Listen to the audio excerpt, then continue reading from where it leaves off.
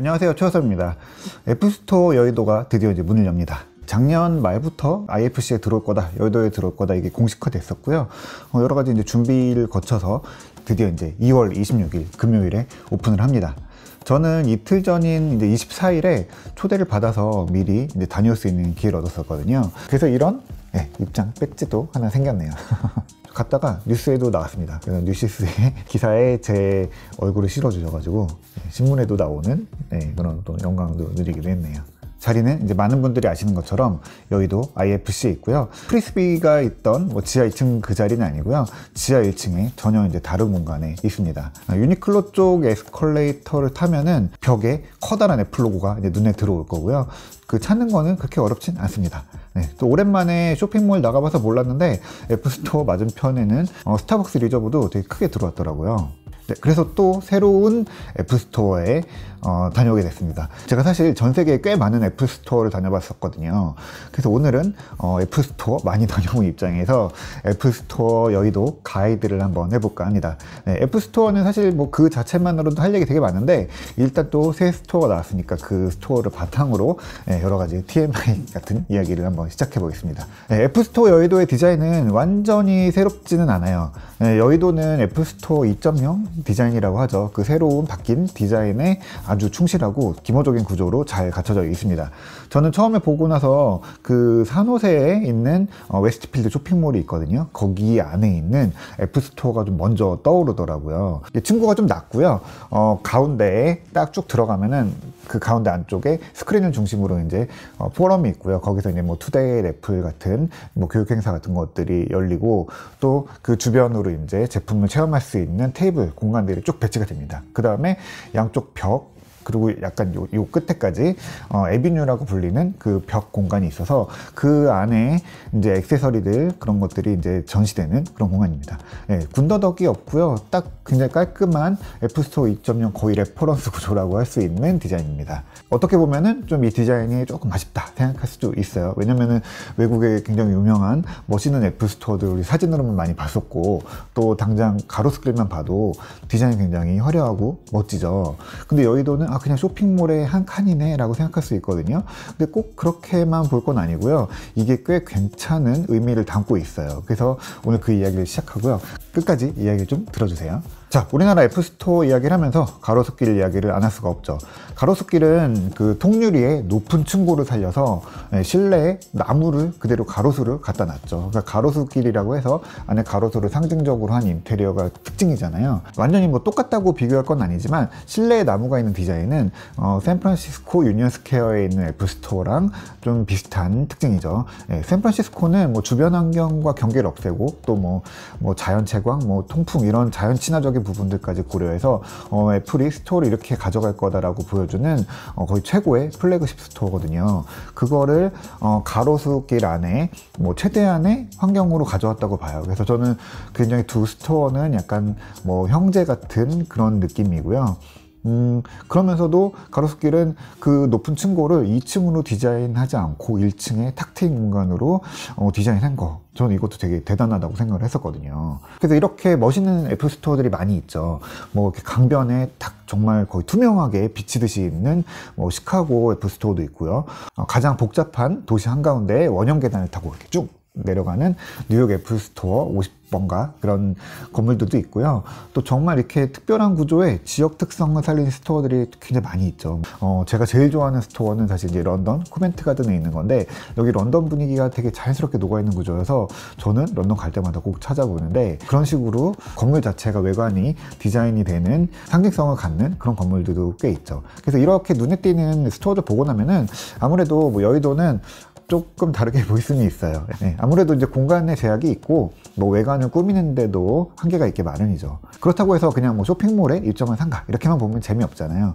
좀 그 안에서도 재미를 찾아볼게요. 저는 재미있었던 게 그 로고, 그러니까 어떻게 보면은 뭐 간판이라고 할 수 있죠. 그게 보통은 가운데에 있어요. 그래서 문 들어가는데 위쪽에 이렇게 크게 놓여 있는 게 애플스토어의 어떻게 보면은 상징적인 디자인인데 그게 가운데에 없습니다.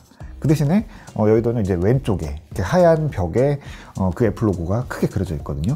이런 디자인은 또 약간 처음 보는 것 같고 좀 낯설더라고요. 어디인가에 있을지 모르겠지만 처음 보고는 이게 위에다가 뭘 큰 로고를 놓기는 어렵구나 라는 생각을 했고요. IFC 층고가 몰랐는데 생각보다 되게 낮다라는 점에 또 놀라기도 했어요. IFC 자체가 이렇게 가운데가 뻥 뚫려 있고 아래층이 내려다 보이고 그런 공간이잖아요. 그래서 전면을 꽤 이렇게 높게 쓴다고 생각을 했는데 생각보다 위까지 연결해서 장식을 할 만한 자리가 없더라고요. 그러니까 그 큰 로고, 간판 로고를 왼쪽으로 뺀 거죠. 그래서 이 디자인도 되게 특이하다. 그리고 깔끔하면서 어떻게 보면 눈에 더 잘 띄는 그런 느낌도 좀 있더라고요. 저 하얀 공간은 우리가 들어가 볼 수 있는 자리는 아니고요. 저희 이제 재고가 관리되고 거기서 수리도 이루어지고 직원들이 휴식하는 그런 공간. 그러니까 보통 가게, 매장들의 뒷공간 이런 데가 되겠죠. 네, 보통은 이것도 우리가 보이지 않게 저 건물 안쪽으로 넣는 경우들이 많은데, 근데 IFC 자체가 이 매장 깊이, 그러니까 공간이 좀 얇다라는 느낌도 좀 들더라고요. 애플도 그 생각을 했을 거예요. 아무래도 이제 들어와서 안쪽까지 깊이까지 이제 들어가면서 양쪽 사이를 좀 걸어가는 그런 경험을 좀 최대한 길게 빼려고 깊게 만들고 나머지 부분들을 왼쪽으로 공간을 따로 빼버린 거죠. 그래서 저는 이 IFC를 굉장히 오랫동안 왔다 갔다 했었고 많이 봐온 공간이었는데 또 애플 스토어가 들어오니까 이 건물이 이런 특징이 있구나라는 거를 조금 다시 바라보게 됐고요. 또 애플이 이 제약이 많은 공간을 이렇게 활용하는 것도 좀 재밌는 부분이다 라고 생각이 들었고요. 층고가 낮은 것도 좀 얘기를 하자면 애플이 아주 높게 층고를 쓰는 경우도 있지만 또 이런 쇼핑몰 같은 데서는 천장을 되게 낮게 내리거든요. 그래서 천장을 최대한 아래로 내려서 이 전체적인 공간을 아늑하게 만들기도 하고요. 또 조명을 조금 더 효율적으로 쓸 수 있기도 하거든요. 아무래도 공간이 높고 넓다 보면은 조명을 더 많이 써야 되고 밝게 써야 되잖아요. 애플 스토어도 보면은 조명이 그렇게 많지 않아요. 이번에도 보면은 생각보다 위에 달려있는 정보 많지 않구나 라고 느끼실 거예요. 근데 애플 스토어를 보면은 전체적인 이제 조명, 채광이 그렇게 많지 않으면서도 또 너무 밝지도 어둡지도 않아요. 그리고 조명이 단순하게 이 전구에서 나오는 빛으로 끝나는 게 아니라 보면은 하얀색 디자인을 하죠. 이건 깔끔하게 만드는 효과도 있지만 그 하얀색 인테리어를 통해서 이 빛이 반사되는 그런 효과를 누리기도 하고요. 또 바닥도 우리가 보면은 그냥 일반적인 복도 바닥 이런 것처럼 보일 수도 있는데 바닥 소재도 빛을 반사시키는 소재예요. 그래서 눈부시게 보이진 않지만 이렇게 산란시켜서 자연스럽게 공간을 빛으로 채우는 그런 재질을 씁니다. 그래서 바닥이나 벽 같은 것들도 그냥 보기와는 다른 기능적인 요소들을 가지고 있어요. 그래서 처음 와보지만 그 조명 아래서 제품을 집중해서 보다 보면은 뉴욕이나 샌프란시스코나 시드니나 어디에서나 그 똑같은 느낌을 줍니다. 아까 로고 얘기를 하다 말았는데 그 밖에 있는 로고 말고 또 안쪽에서 보여주는 그 스크린으로 보여주는 로고들이 있거든요. 그 애플스토어는 각 매장마다 그 귀족 문장들처럼 맞춤 로고들이 있어요.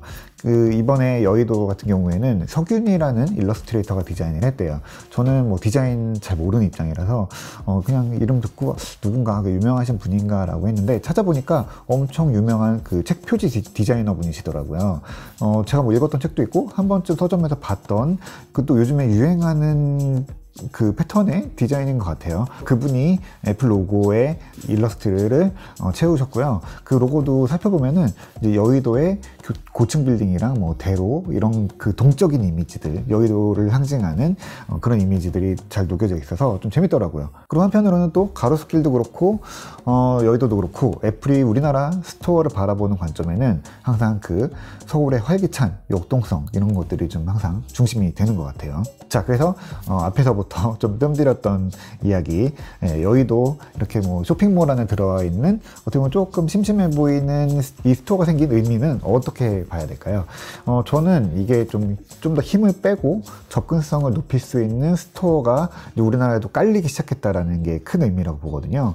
그러니까 모든 앱스토어가 가로수길처럼 뭐 샌프란시스코 유니언 스퀘어처럼 뭐 뉴욕 피스 애비뉴처럼 이렇게 다 힘줘서 세워질 수는 없어요.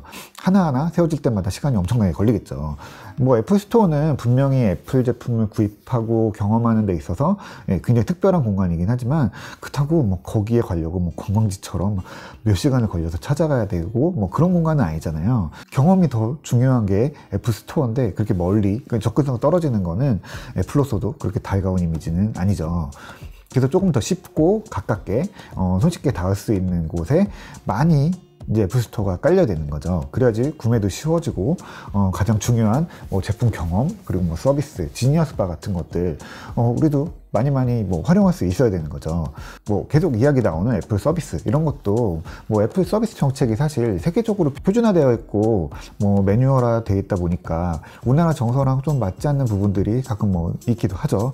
그런데 그 간극이 줄어들려면 결국에는 많은 매장들, 더 많은 직원들과 우리 소비자들이 만나면서 그 접근성이 확보되고 자꾸 스킨십이 이루어져야 되는 거죠. 여기 작아 보여도 벌써 뭐 100명이 넘는 직원들이 일을 하거든요. 그래서 뭐 단순히 봐도 뭐 서비스에 대한 뭐 캐파가 거의 2배로 늘어난 거죠. 우리나라에도 이제 뭐 상징성 가진 뭐 관광지급의 그런 가로수길 스토어가 있다고 하면은 정말 뭐 역할에 집중되고 뭐 접근성 좋은 여의도 같은 그런 쇼핑몰 기반의 스토어가 이제 들어올 때가 된 거죠. 그러니까 이게 뭐 가로수길에 비해서 좀 한 단계 낮은 단계 스토어 아닌가? 뭐 이렇게 절대 보실 필요는 없고요. 이제 이런 식으로 대중화되는 스토어들이 빨리 많이 생길 수 있는 기반이 열렸다라고 볼 수 있습니다. 그리고 이 몰 안에 들어오는 스토어들도 굉장히 재미있는 공간들이 많이 있어요.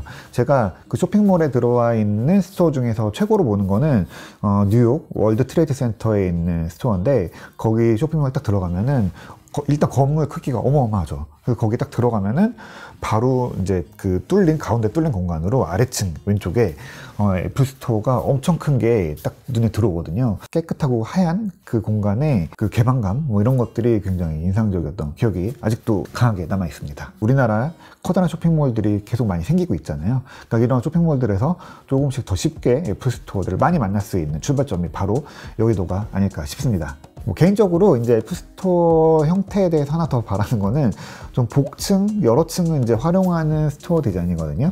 물론 계단을 오르내리는 게 되게 불편한 일이긴 한데 한 3, 4층짜리 그런 건물들을 굉장히 아기자기하게 잘 꾸며놓은 경우들이 많이 있어서 그런 디자인 보는 재미가 되게 쏠쏠하거든요. 그리고 또 그 계단들이 스토어마다 약간 특성을 갖고 있는 것들이 있어서 계단들을 보는 그런 재미도 되게 쏠쏠해요. 그리고 샌프란시스코 유니언 스퀘어에 있는 애플스토어 같은 경우에는 2층 구조인데 또 아주 독특한 구조예요. 그래서 그 이야기는 또 되게 길어질 것 같아서 다음에 다시 이야기해 보도록 할게요. 네, 애플스토어 여의도는 이제 2월 26일부터 영업이 시작되고요. 여기에서 제품을 구입하고 또 서비스도 받을 수 있습니다. 뭐 교육 세션인 투데이 애플도 하고요. 비즈니스 고객 상담도 하고 학생들은 여기서 학생 할인 프로그램도 받아서 제품 구입할 수 있습니다. 애플 제품에 대한 모든 경험이 이루어지는 거는 여의도나 가로수길이나 완전히 똑같습니다. 초기에는 굉장히 많은 분들이 관심 가지고 오시지 않을까 싶어요. 근데 코로나 때문에 첫날에는 예약한 분들만 입장할 수 있으니까 그냥 가셨다가 헛걸음 하시지 않게 미리 홈페이지에서 들어갈 수 있는지 정보를 확인하고 가시면 좋을 것 같아요. 아마도 이제 첫날에는 들어가시지 못할 가능성이 되게 높고요. 한 일주일 정도 지나면은 조금 여유 있게 보실 수 있지 않을까 싶습니다. 그러면 이제 강서 쪽 분들도 가까운 곳에서 애플스토어 구경 한번 다녀오시면 좋을 것 같고요. 가셨을 때 제품도 경험해 보시고 제품을 또 어떻게 보여주는지 이런 것들도 살펴보시면 좋고요. 또 그 제품 외에도 구석구석 애플스토어라는 공간의 해석을 좀 한번 살펴보시면은 그냥 여기가 물건 파는 데가 아니라 여러 가지 경험과 재미를 살려놓은 공간이라는 걸 한번 느끼실 수 있으리라고 봅니다. 애플스토어 얘기는 이거 말고도 굉장히 할 얘기가 많은데 그동안 제가 생각을 못하고 있었거든요. 애플스토어 이야기도 매장 한 군데씩 한번 짚어보면 좋을 것 같아서 그 이야기도 한번 준비를 해볼게요. 네, 오늘 이야기는 여기까지 하겠습니다.